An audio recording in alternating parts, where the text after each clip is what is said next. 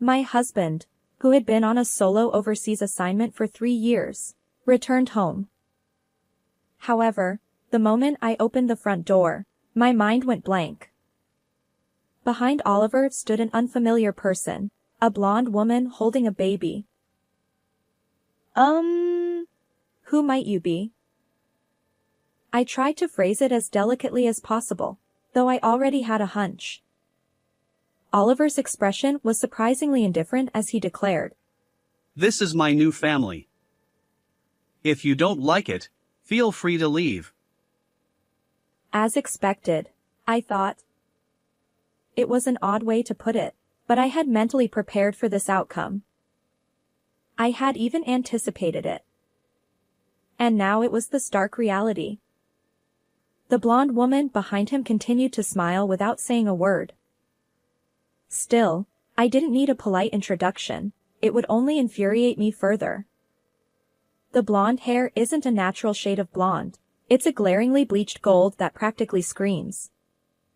Moreover, the facial features don't resemble those of a typical Westerner. To put it plainly, this person looks unmistakably Asian. Mom, I'm home. Liam's unexpected words shattered the unbearable silence. Liam, what's going on? Why so early? Oh, Liam, you've grown up a lot. How have you been? Oliver showed surprisingly little remorse. Was Liam truly accepting this situation? Just then, Liam reassured me. Mom, it's okay. With that simple statement, my lingering feelings were finally resolved. Liam was right, I'd managed to get through everything so far. All right then. I'll leave, I replied. Dinner's ready, sorry for the wait, Oliver replied. Oh, thanks.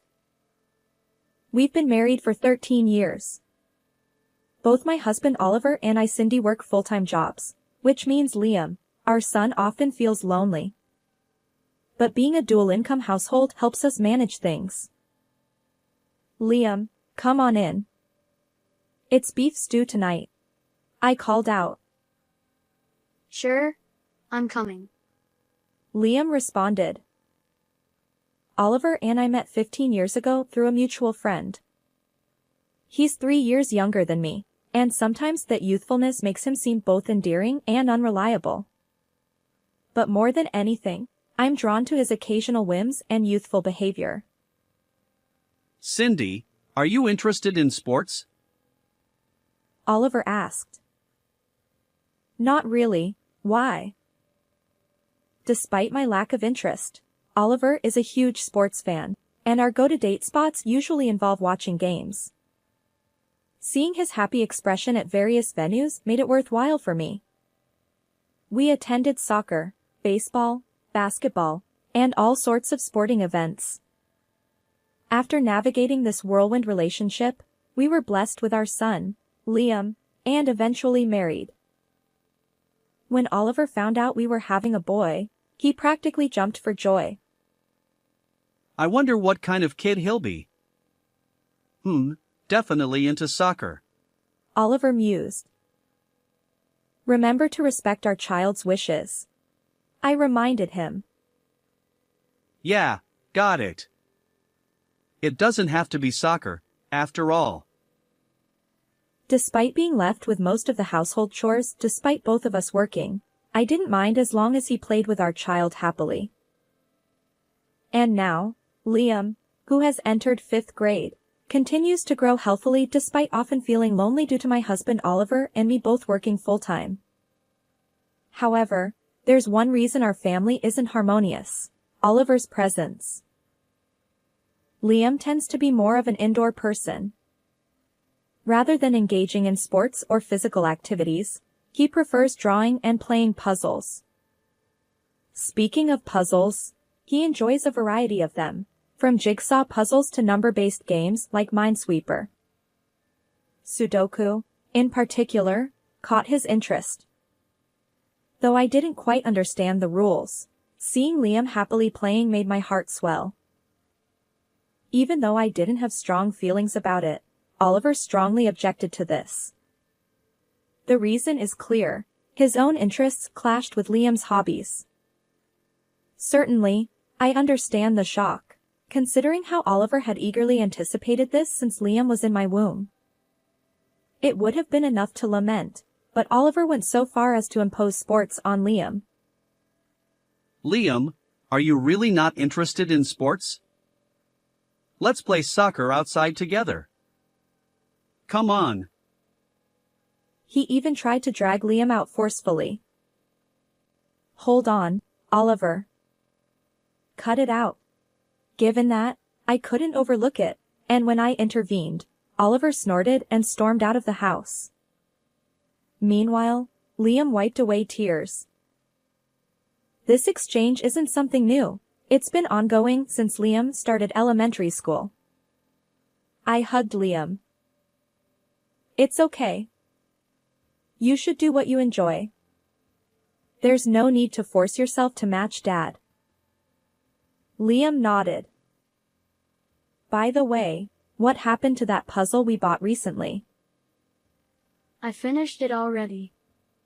Liam replied. I was quite surprised. The puzzle in question was a jigsaw puzzle that even an adult like me hesitated to tackle. To complete it in just a week was impressive. While I've always known Liam loved puzzles from a young age, I wondered if this might be some kind of talent.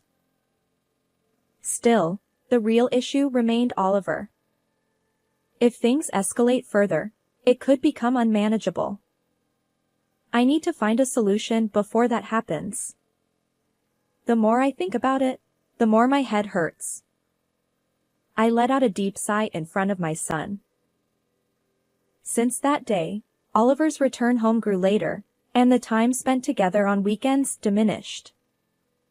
While this trend isn't generally positive, considering our current household situation, it's not all bad.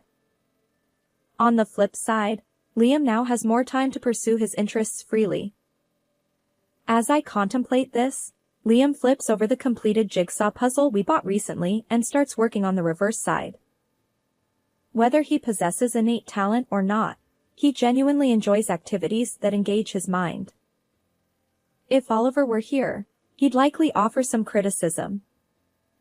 But that would be the least of my worries.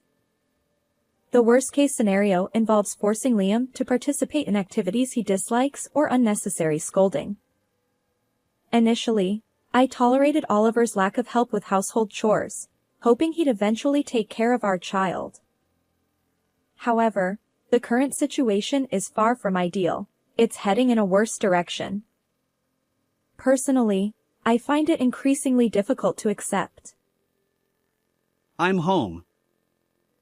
At that moment, Oliver returned. It was Sunday evening, past 4 p.m. Welcome back, I replied. Our words had lost their warmth over time. His late return likely meant he'd been out watching sports somewhere. I couldn't help but wonder about his true feelings regarding our situation. So, I decided to ask directly. Hey, I have something to discuss. Liam, sensing the tension, retreated to his room. Though I whispered, it seems my attempt at privacy failed. Oliver, whether knowingly or not, responded with a stern expression. What? I cut to the chase. What do you think of Liam? Oliver's reply stunned me. I don't really think about it. If he won't play sports despite my invitations, he can't be my child. His audacity knew no bounds. And then, he added an unbelievable accusation. Maybe he's someone else's kid. I was beyond anger, just plain exasperated. While I should have denied baseless claims, I lacked the energy. At that moment, a vital thread snapped within me. The dining room fell into silence. Afterward, Oliver rarely contributed financially to the household. His money vanished into dining out and entertainment.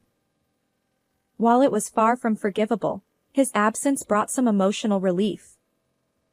But when I realized this, I couldn't help but cry, feeling utterly despondent. And then, one summer day after some time had passed, I'll be working overseas. I wondered how I should react. Should I be happy, surprised, sad, worried, or something else entirely?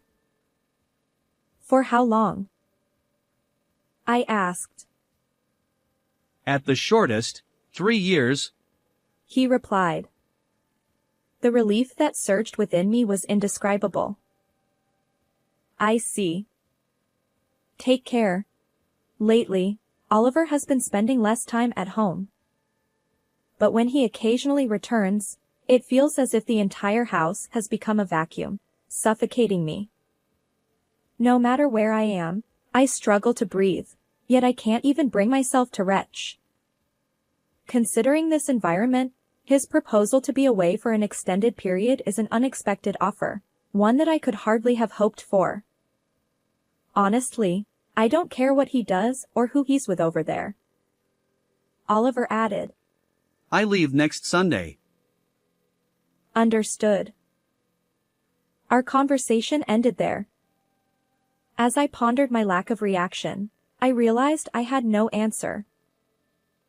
And now, 3 years have passed since he went on a solo overseas assignment. Liam has graduated from elementary school and is now a second-year middle school student. He appears more mature than before. During these 3 Oliver-less years, we've enjoyed a peaceful existence. Perhaps it sounds exaggerated, but the relief of having fewer worries is immense.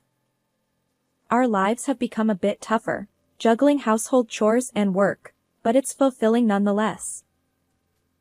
As for Liam, he still enjoys using his brain.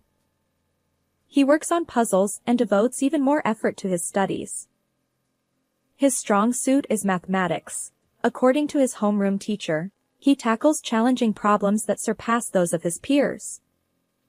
Hearing this, I felt both proud and convinced that my son indeed possesses talent. I tried to share this news with Oliver, but there was no response. On another note, respecting Liam's choices and allowing him to pursue his interests has proven to be the right decision. It brings me a sense of fulfillment and reassurance. Most importantly, Liam's smiles have multiplied, a reward in itself. And so it was. Without dwelling too much on the past, I should wrap up my break and get back to work. Over the past 3 years, the concept of remote work has become widespread due to the times we live in. My workplace is no exception, and I've had more opportunities to work from home. Considering commuting, household chores, and everything else, this arrangement is quite convenient. Just then, the doorbell rang. It was a weekday afternoon, so it could be a delivery, a salesperson, or perhaps something related to the neighborhood association. Liam wasn't due home for a little while longer. As I glanced at the monitor, I saw Oliver's face, a shade darker than I remembered. "Welcome back," Oliver replied. Yeah, I'm home. His expression didn't reveal much, but there was something about his demeanor that hinted at good spirits. Over the past 3 years, I've hoped that Oliver might have reconsidered his stance. But as I opened the door, my mind went blank.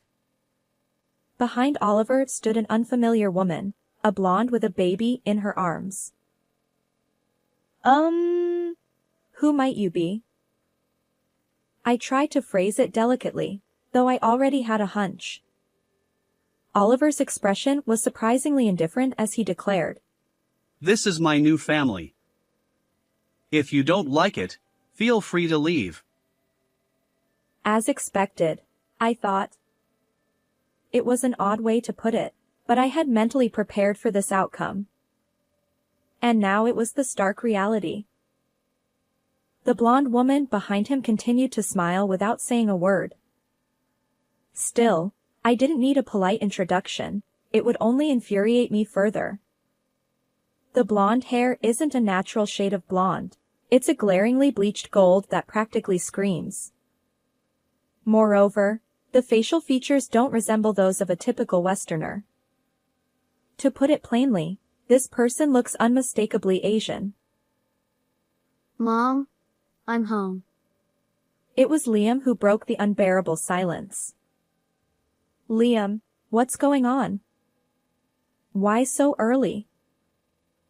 Oliver chimed in. Oh, Liam. You've grown quite a bit. Are you doing well? His lack of remorse was astonishing. I never expected him to have such thick skin. Welcome back. Liam replied, matching Oliver's indifferent attitude. No wonder. Didn't I mention that I'd be coming home early because it's test season starting today? Now that he mentioned it, he did say something like that earlier. Meanwhile, I wondered if Liam was coping with this situation. Just then, Liam reassured me. Mom, it's okay. With that simple statement, my lingering feelings were finally resolved. Liam was right. I'd managed to get through everything so far. All right then. I'll leave. And so, Liam and I quickly packed our belongings and left the house that day. Honestly, life would be tough. For the time being, we'll stay in an affordable business hotel and search for a monthly apartment or a rundown apartment for our next home. It wouldn't be easy, but for my son's sake, I'd do whatever it took. Yes, because I had Liam by my side. It's been almost a month since that day when I stormed out of the house. Now, we're living modestly in a reasonably clean, compact apartment. Oliver and I have already completed the divorce proceedings, including custody and child support arrangements. But somehow, Oliver has managed to find out something. He stands before me, looking slightly disheveled. I hadn't planned on this encounter, but I'm curious about his intentions. What do you want? I asked, feigning innocence. Why didn't you tell me? Oliver's eyes glare with resentment. Tell you what? I know exactly what he's referring to, but for now, I'll keep him guessing. About Liam. Seems like he's gifted. Saw it on TV and online news. As expected. Liam, with his love for puzzles and mathematics since childhood, has excelled academically in middle school. It all started during a parent-teacher conference. Liam is an exceptional thinker. His abilities surpass mine. I can barely keep up. Does he have additional enrichment at home or attend tutoring? No, not really. He's always loved numbers, puzzles, and complex things. He finds them somewhere and plays with them alone at home. I see. What about friends? Honestly, I don't often see those kinds of interactions at school, so I'm a bit concerned. Well, it's true. Liam mentioned that he doesn't really connect with classmates. As I mentioned earlier, he spends a lot of time playing with numbers rather than studying. It's definitely something to keep an eye on. Afterward, the teacher encouraged Liam to take a high school mock exam. The results revealed that he's in the top percentile intellectually. When we conducted an IQ test, he scored an impressive 132. Liam's interest lay in the ever-moving sequence of numbers, stock trading. Naturally, I was a complete novice when it came to stocks, so I felt apprehensive at first. But as Liam guided me through buying and selling stocks, profits quickly accumulated. From then on, he balanced his studies with a keen focus on stock market movements, as well as foreign exchange rates. Somehow, he caught the attention of the media, leading to TV interviews on the theme of exceptional child prodigies, unraveling the gifted. Given his relatively advanced age and the unique nature of his expertise in stock trading, the response was substantial. The topic was featured in the news and reported on the internet, creating quite a buzz. Even I found myself surrounded by other parents, discussing Liam. As for Liam himself, there's hardly anything left to say. However, how he truly feels about it is a different matter altogether. I was also concerned about Liam's friendships, but apparently, he doesn't have any strong opinions on the matter. This was about a year ago, which is why I had the confidence to leave with Liam. Oliver likely learned about this through those media outlets. Oliver probably learned about it through those media outlets. Although he should have found out during his business assignment through a phone call, he didn't even answer that call, let alone return any messages. It's a bit late to complain now, but I wonder what his explanation could be. I've seen reports about making profits through investments. Why didn't you tell me? As expected, he's fixated on that. I felt a wave of relief, my shoulders relaxing. I did inform you when I found out. You're the one who didn't answer. I continue, my frustration mounting. Always the same. You never listened. When Liam said he preferred puzzles at home over soccer, when I tried to discuss it, and now this situation, you ignored it all. Refused to engage. So what? Even if I told you now, what difference would it make? We're practically strangers. Sorry, but I have no intention of doing anything. Oliver stammers. Wait. I was deceived. Did he not hear my recent explanation? Why should I listen to someone who never bothered to listen? But if I don't listen now, won't I become just like him? Reluctantly, I brace myself to hear his side of the story. Not that it'll change anything, I'm merely indulging him. Oliver stumbled through his words, recounting the events of the past month.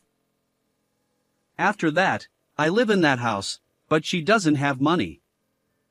We couldn't pay the rent right away. I was deceived by her words about having savings.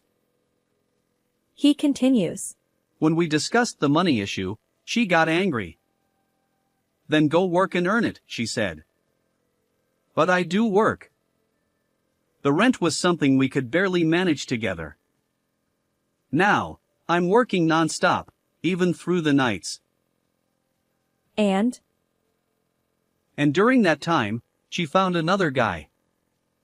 I'm practically homeless, crashing at internet cafes. I see. No wonder he looks disheveled. Oliver, who conveniently forgets his own actions, only has negative things to say about his affair partner. How can he even speak? And then? I prompt for the continuation, but I have absolutely no intention of complying. I apologize. Please forgive me. Now, where in that conversation was there a moment when I had to forgive anything? Before considering forgiveness, I have absolutely no connection to this situation. What am I supposed to forgive after hearing that story? Is that all you want to say? You're becoming a nuisance to the neighborhood, so maybe it's time for you to leave. Wait. His persistence and past selfishness overlap. Ironically, the very qualities I once admired in the man I fell for are now being seen in this way. Nothing has changed about him.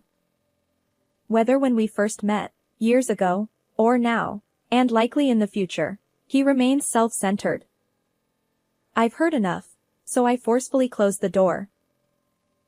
As I do, Liam silently appears from the living room and addresses the man who was once his father. Unfortunately, I can't defend you. I'm disappointed in you. There's nothing we can give you. Mom has always been my cherished family, protecting me. But you're different. You're not here. And it's because of your own actions. Oliver, seemingly broken by those words, stands there, sobbing. I glance at him and close the door. Despite my exasperation, there's no room for sympathy. Since that incident, a few more weeks have passed. Liam remains utterly obsessed with the ever-moving stream of numbers. Naturally, he can't directly buy stocks, so I've been doing it on his behalf. But lately, the amounts involved have grown beyond mere pocket money. Sometimes, the profits from selling are staggering. As I work from home, Liam engrossed in his trading, the intercom buzzes again. Not again. Oliver has been visiting our home frequently since then. Most likely, today's visit isn't about persuasion, it's quite literally a plea. He's becoming insistent. If he intends to continue, I'll have to address this more seriously. As much as I'd prefer to ignore him, I reluctantly head to the front door. Can't you give it a rest? Oliver stammers. I was wrong. Please forgive me. Apparently, he still doesn't grasp what truly irks me. So I asked him directly. Do you even understand why I won't engage with you properly? Oliver replied. I get it. It's because I went bankrupt chasing other women, right? I couldn't believe it. A heavy sigh escaped me, independent of my will. You really don't understand. I continued. That's irrelevant. As I've said before, that has nothing to do with me. I sighed again, emphasizing my point. What I can't forgive is how you abandoned Liam just because he didn't conform to your expectations. Children aren't possessions. To discard him so easily based on your whims is beyond selfish. Oliver sank to his knees upon hearing this. And now, when you're desperate for money, you suddenly turn to our son's stock trading skills? Are you kidding me? Also, if you plan to keep showing up here, be warned, I'll call the police next time. With that, I closed the door. It was a scene I'd lost count of. I did offer advice. With that, it's unlikely that he'll casually approach anymore. Whatever life he chooses from now on, it's a story that no longer concerns me. Rumors have it that Oliver is scraping by in a rundown apartment, visiting friends one after another. The reason is undoubtedly financial, though perhaps desperate is a more accurate term, given his personality.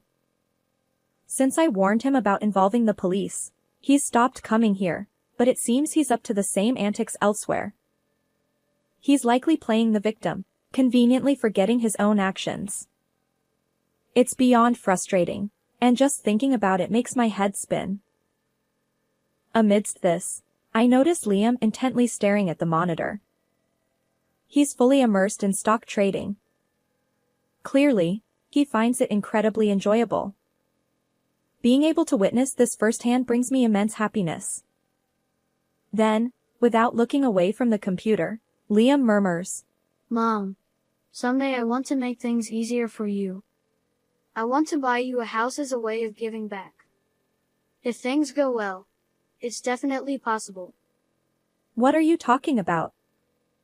I've managed to work and support us because of you. You've already made life easier for me. In fact, Liam's talent is what allows us to get by with just one income. However, most of the profits from stock trading are being saved for his future. If we truly intend to buy a house, I can't leave it all up to Liam.